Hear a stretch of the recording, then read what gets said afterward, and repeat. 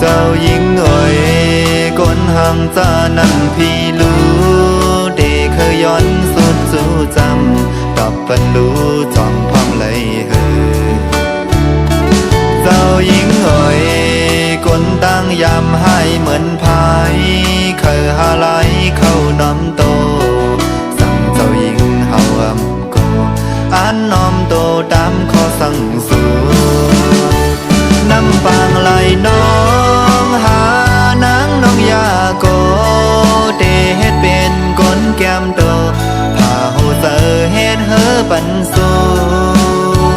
ลอยลงเศร้าเมืองหานักแห่งเยอะล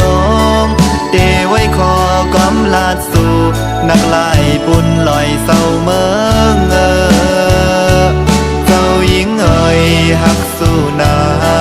สั่งเจ้าหญิงเฮาอำว่าอันพร้อมจอบห่างพี่พายเหมือนจึงสายซึ่งจึงเลยก็เตรียมปล่อยพาเจ้า